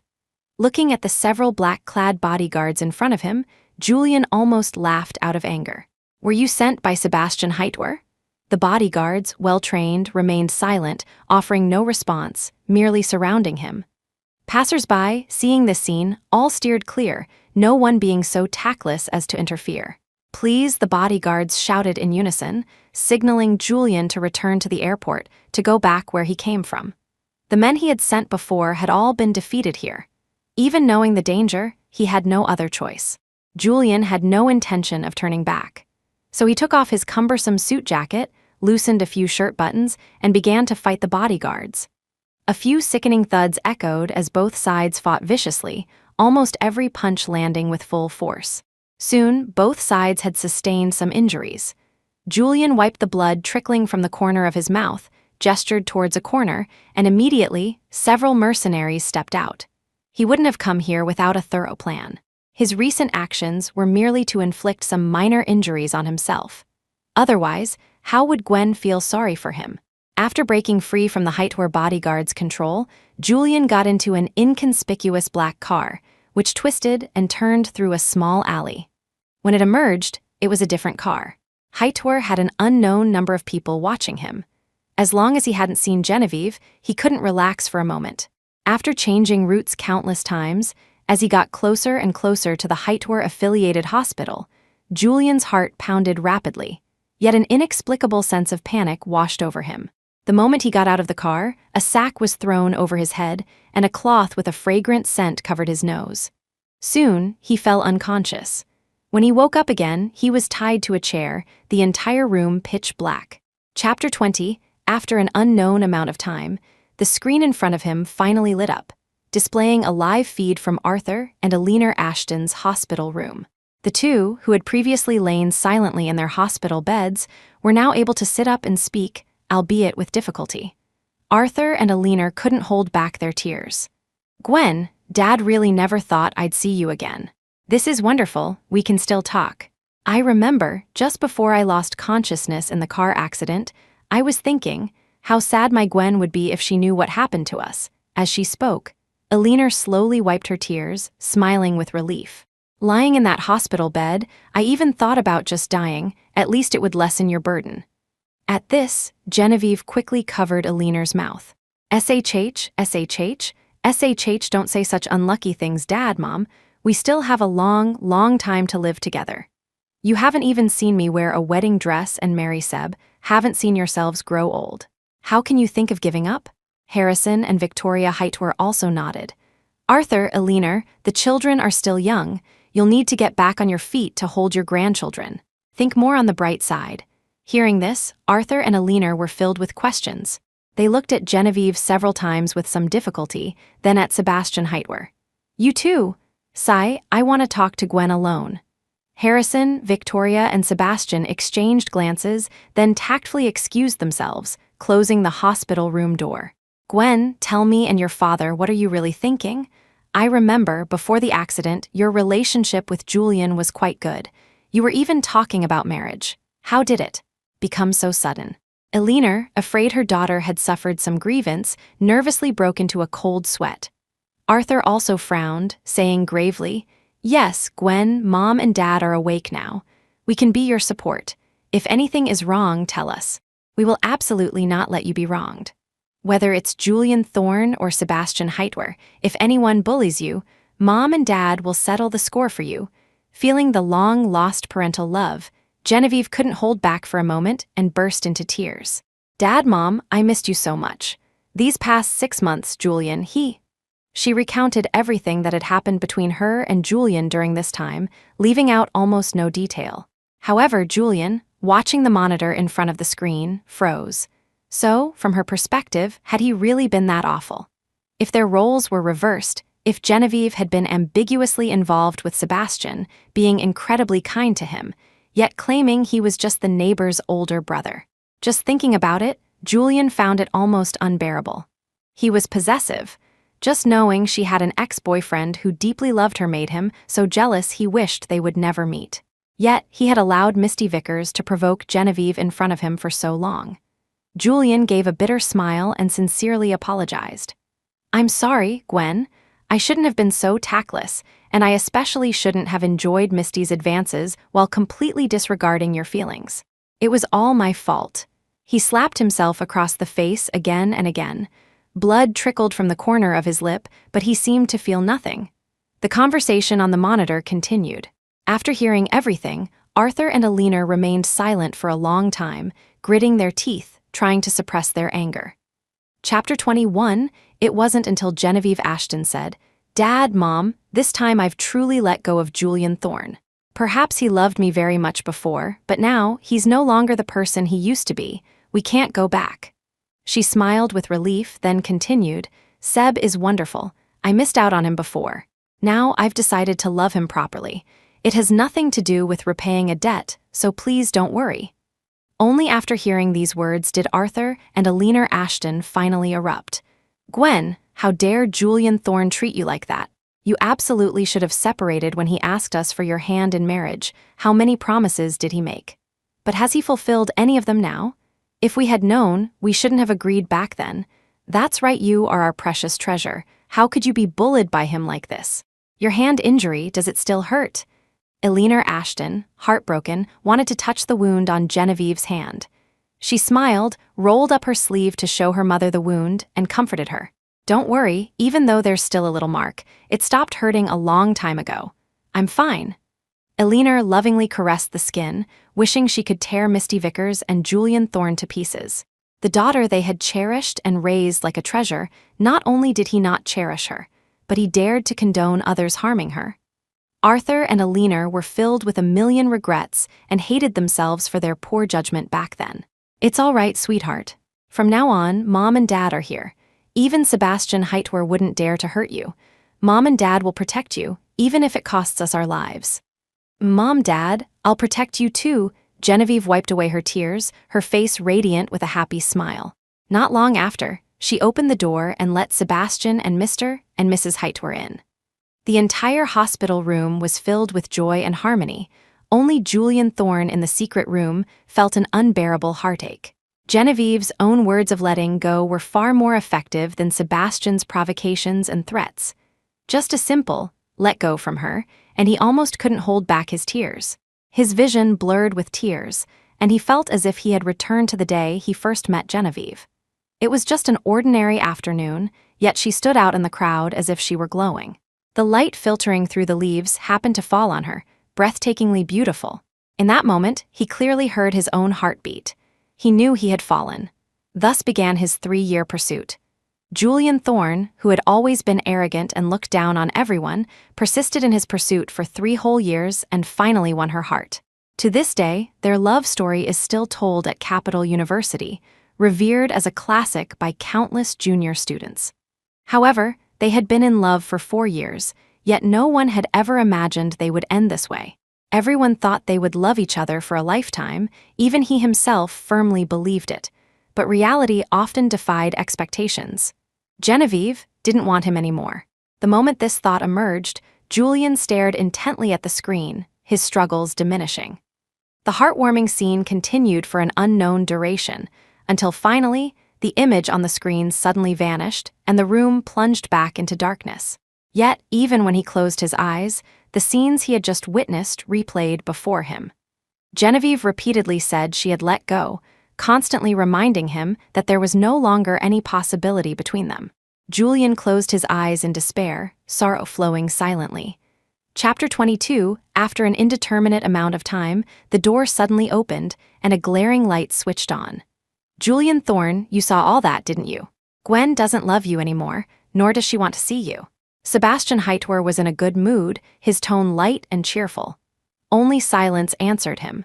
Julian Thorne's eyes were downcast, and he said nothing. Seeing this, Sebastian didn't mind and continued. After today, I'll have someone send you back to your country. Every time you dare to come abroad, I'll send you back. Gwen is doing very well now. We might get married in the future, be together for a very, very long time. But none of this has anything to do with you. She won't turn back. Give up. Hearing this, Julian glared with bloodshot eyes, struggling so hard he almost snapped the ropes binding him. The ropes dug deep into his flesh, leaving red marks, but he seemed to feel no pain. With a snap, the ropes broke completely. The first thing he did after freeing himself was to punch Sebastian. Sebastian, naturally, wouldn't let him off. He wanted to retaliate for all the grievances Genevieve had suffered over the years. Julian Thorne, this punch is because you didn't keep your promise. This punch is because you had no boundaries and allowed others to hurt Gwen. This punch is because you still haven't given up pestering her. After punch, both men were considerably injured. Julian, already wounded, was naturally the first to fall. Pain surged through his limbs, and he gasped for breath. However, after loving her for so many years, how could he give up so easily? If he could persist in pursuing someone for 3 years, then spending another 3 years begging Genevieve for forgiveness wouldn't be too difficult. So Julian thought. Gwen had always been soft-hearted. As long as he sincerely tried to soften and move her, he would surely win her forgiveness one day. Thus, covered in injuries, he was sent back to his country but did not give up. The old photos were burned, but it didn't matter. His phone still stored many, many pictures of them together. After printing these out, Julian carefully arranged them as he had before. He also anonymously sent some to the hospital where Arthur and Elena Ashton were staying. Knowing these might not reach Genevieve, he still had to try if there was even a sliver of a chance. To show Genevieve his determination to completely break off ties with Misty Vickers, he repeatedly played Misty's apology video on the large screen of a shopping mall near the hospital in Country A. In the video, Misty looked haggard, covered in injuries, the light gone from her eyes. Genevieve, passing by, stopped and watched the entire thing, but she felt not a shred of pity, nor did she want to forgive. The lesson she learned was her own doing. She was only somewhat surprised that Julian hadn't ended up with Misty, but had instead treated her this way. He had taken such good care of Misty. Didn't that mean he liked her, at least a little? If he could treat someone he liked this way, then his affection truly wasn't worth much. Indeed, they two had once loved each other so sincerely, but in the end, it had come to this. Perhaps, from the very beginning, they should never have been together. Genevieve even regretted why she had accepted his confession back then. On the large screen, Misty apologized over and over. Genevieve just found it annoying. She quickly walked into the hospital, intending to visit her parents, but was suddenly stopped by a nurse at the entrance. Chapter 23, Miss Ashton, excuse me, are these your packages? Genevieve Ashton, filled with doubt and trepidation, hesitated to open them. So she specifically called Sebastian Hightower over. They both gathered around the package, somewhat apprehensive. She even dared not look, quickly hiding behind Sebastian, peeking out with her head. Did you see? What is it? The moment the delivery box was opened, Genevieve fell silent. The faces of her and Julian Thorne in the photos made her too embarrassed to speak. After a long while, she hurriedly tried to appease Sebastian. Don't be angry. Julian must have reprinted these. I burned all the previous ones before I left. Don't look at them. There's no use keeping these. Either throw them away or burn them too. He remained cold-faced, silently fuming. Only when he saw she was really about to burn them did his expression soften slightly. Gwen, forget it. Just burning these won't be enough. I'll have someone take care of them. His eyes hardened, his heart filled with resentment towards Julian. Did Julian think he could snatch Gwen away from him like this? Impossible Sebastian exchanged a few messages on his phone and then put it down. Not long after, a mysterious hacker directly infiltrated Julian's phone and computer. Thorn Corporation's alarms blared continuously, yet no confidential information was missing from Julian's phone or computer. Only some photos related to Genevieve were gone. Looking at the suddenly empty photo album on his phone, he truly panicked and quickly called for technical staff. "I'll pay whatever you want.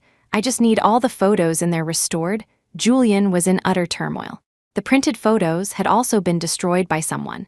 Not a single picture of them together remained. Looking at the fragments of those photos, he cursed in anger. Sebastian Heitor, damn him! However, Sebastian's provocations didn't end there. The technical staff shook their heads repeatedly. "Mr. Thorne, these photos were deleted too thoroughly. We've tried our best, but there's still no way." Just then, Sebastian sent him a voice message. Upon opening it, it was a conversation between Sebastian and Genevieve. "Gwen, I destroyed all the photos Julian had of you. You're not angry, are you?" "Why would I be? They're just some photos. Besides, what you did was exactly what I wanted. I don't want to be harassed by him with photos anymore." The voice message ended there. Genevieve's cold voice in it thoroughly chilled Julian's heart. Harassment? So his attempts to win her back were considered harassment in her eyes. His heart ached with bitterness, a sour feeling rising within him. In his eyes, these photos were the only memories they had left, proof that they had once loved each other deeply. But now, there was nothing. Only the memories in his mind remained, reminding him that they had once been in love. Inexplicably, Julian thought of the jade bracelet that had been shattered before. How desperate must she have been then? Now, he could empathize. After an unknown amount of time, he finally calmed down and, through various connections, found a top-tier national-level restorer and obtained their contact information. Perhaps, if Gwen saw his sincerity, she might soften towards him. This time, with the experience from last time, he avoided all the traps set by Sebastian and finally arrived at Arthur and Alina Ashton's bedside. Chapter 24, however, the hospital room was empty. The beds where Arthur and Alina Ashton had lain were vacant. Only the slightly disheveled blankets on the beds indicated that someone had slept there not long ago. The heart that had been tense for so long suddenly felt empty. Having experienced this once before, Julian Thorne truly couldn't bear it a second time. He felt extremely uneasy and subconsciously wanted to go out and find Genevieve Ashton. Just then, the hospital room door was suddenly pushed open. Sebastian Heitor, who opened the door first, saw Julian and quickly closed it, diverting Genevieve, who was behind him. "Gwen, go downstairs and talk to the attending physician about Mr. and Mrs. Ashton's condition. I'll help them in first." The moment the door opened, Arthur and Alina had naturally seen Julian inside the room, and their expressions instantly turned cold. But when facing Genevieve, they were still gentle. "Gwen, go downstairs and bring a coffee up for yourself and Julian." Genevieve looked at them suspiciously for a few moments, but said nothing, merely nodding before going downstairs. Only after she was completely gone did Arthur and Alina feel relieved and signaled for Sebastian to open the door. "Gwen, I'm sorry, I found the best restorer. They can definitely restore the jade bracelet to its original state." Seeing the people before him, Julian's voice grew increasingly faint. "Mr. and Mrs. Ashton, long time no see." His expression was somewhat stiff as he greeted them. Arthur and Alina's attitudes were uniformly cold. "Don't try to get close to us. Your wedding with Gwen was cancelled when it wasn't completed. Our Ashton family can't afford to host a great figure like you. You should leave as soon as possible. Gwen won't forgive you, and we won't approve of you either." Alina's eyes were cold, her words leaving no room for sentiment. Arthur also expressed his support. "As for our Ashton family's jade bracelet, you don't need to bother finding someone to repair it. Just have Misty Vickers compensate us honestly. Consider that jade bracelet as having averted a disaster for Gwen, allowing her to see you for who you truly are." Julian's expression was extremely strained as he apologized over and over. "It's all my fault. I will atone for my sins. I know I've done many wrong things. I will compensate. Gwen is my life. I can't live without her. I only love her. I'll really die without her." Hearing this, Sebastian just sneered. "Is that so? Then how have you managed all this time? And how did you survive during the period you were ambiguously involved with Misty and didn't come home? Do you really love Gwen that much? Or rather, did you ever really love Gwen that much?" Sebastian's words struck Julian's heart directly. Almost instantly, his face turned ashen. Elena had no mood to continue listening to his nonsense and impatiently slapped Julian across the face. "Enough, don't come looking for Gwen anymore. None of us welcome you. If you appear before us again, we'll make you regret it." Saying this, Arthur also made way, showing him out. Maintaining their current expressions was already them being very polite. Julian's face was extremely unsightly. Just then, Sebastian gave him a contemptuous look, completely disregarding him. His fists clenched tightly, then slowly relaxed. He took several deep breaths before saying solemnly, "The compensation will be delivered to Mr. and Mrs. Ashton as soon as possible. The restorer has already arrived in Country A today and is currently staying at the hotel near the hospital. After all, it's a family heirloom. Being able to restore it is better than its current state. Please reconsider. I believe that as long as I persist, one day Gwen will see my sincerity and forgive me," Julian said stubbornly. Chapter 25, however, the next second, a sentence from Sebastian Heitwer completely shattered his confidence. "Gwen and I have decided to get married. This is our wedding invitation. I hope you won't be absent." He said it lightly, casually handing over the invitation. The crimson, gold-embossed invitation deeply stung Julian Thorne's eyes. He felt his vision blur, almost unable to believe what he was seeing. "Stop joking. Even if you want to drive me away, you don't need to use such a despicable method." He forced an extremely ugly smile, his eyes filled with disbelief. Saying this, he clutched the invitation in his hand, wanting to tear it to pieces, to pretend he had never seen it. Seeing Julian's childish behavior, Genevieve Ashton, carrying 2 cups of coffee, walked over silently. Just before he tore it, she spoke calmly. "He's not joking. Seb and I are getting married. If you want to tear this wedding invitation, go ahead. We have plenty more prepared anyway." Hearing this, Julian's actions instantly froze. Her words were like a slap across his face. All his previous confidence instantly turned to dust. He turned around with difficulty, looked at Genevieve, and said in a hoarse voice, "Gwen, are you really going to marry him? Then what about me? What am I? What about our years of relationship? You want to end it, but I haven't agreed. We haven't broken up. As long as you're willing, let's go get registered, okay? Don't be angry with me anymore. It was my fault. You don't like Misty Vickers, I've already sent her away. I still love you." Julian's dark eyes were filled with madness. He threw the wedding invitation on the ground and ruthlessly trampled on it with his foot. His hand gripped Genevieve's tightly, leaving no room for escape. The moment he tried to pull her into his embrace, he wished they would never be separated again, to be entangled like this forever.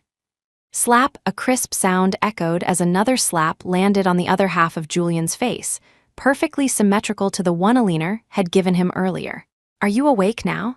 Julian Thorne, we ended a long time ago. Inviting you to the wedding was already generous of me. Seeing as you're so ungrateful, there's no need to invite you then." Genevieve's eyes were filled with indifference, not a trace of her former love remained.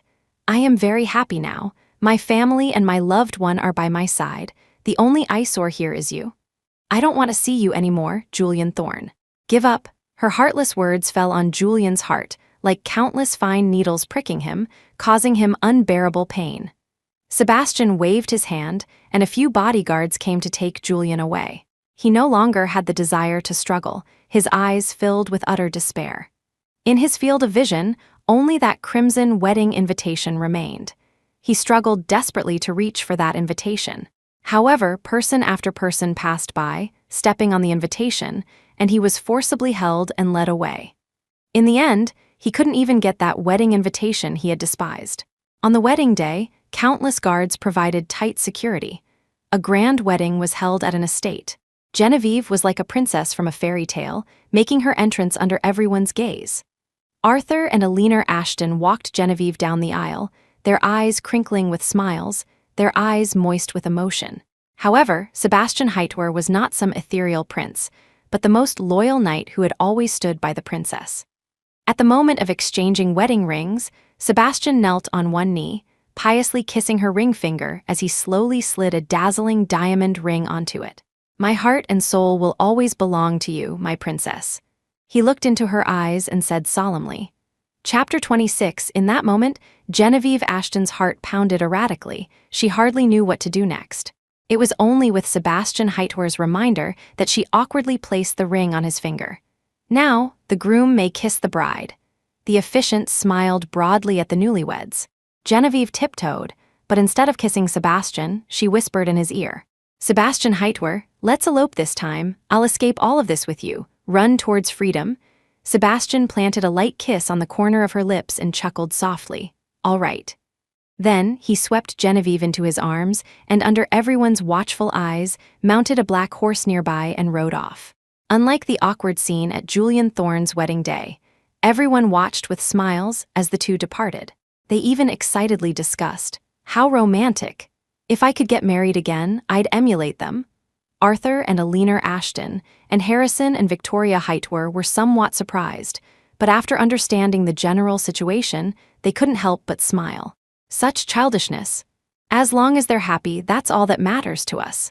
They all nodded in agreement. However, Julian, after wrangling with the security at the entrance for a long time, still couldn't gain entry. He was dressed in a black suit, the name tag on the corsage pinned to his chest reading, "Groom, Julian Thorne." Even so, the security guard, unfazed, blocked him, refusing entry.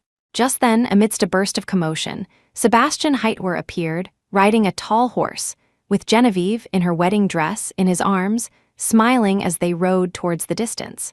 Hearing Genevieve's heartfelt laughter, Julian couldn't help but fall silent. "Will you be happier with him?" he silently asked in his heart, but no one could give him an answer. The things he couldn't do, Sebastian had done for her. Arthur and Elena had fully recovered and had seen her in her wedding dress, marrying the man she loved. Julian walked dejectedly through the streets of a foreign land, a sense of desolation in his heart. He bought a house not far from the Hightower villa, torturing himself daily by witnessing Genevieve and Sebastian's loving interactions. Until one day, Alistair and Beatrice Thorne called him. "Julian Thorne, get yourself back here immediately. The research institute under your name has been exposed for illegal research experiments and is under official investigation. Thorne Corporation has also been reported for embezzlement and tax evasion. You'd better give us a reasonable explanation."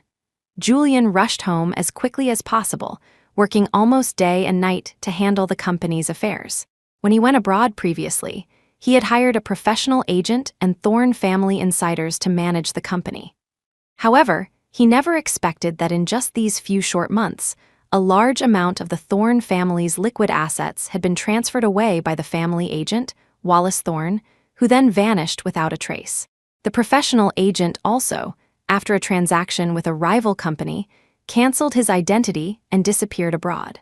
The researchers at the institute, in a rush to make progress, had conducted illegal experiments.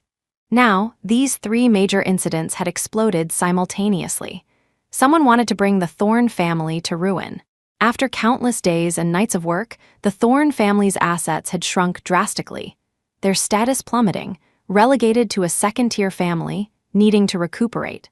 Julian was also dismissed from his position, and even nearly took the blame and went to jail. The Thorne family spent a great deal of manpower and resources to bail him out. The moment Julian walked out of the police station, Misty Vickers appeared from nowhere and threw a bottle of sulfuric acid at his hand, leaving it completely disfigured. From that day on, he holed himself up in the villa alone, guarding a portrait of Genevieve, never stepping out again. His previous vow had, in a way, come true. The end.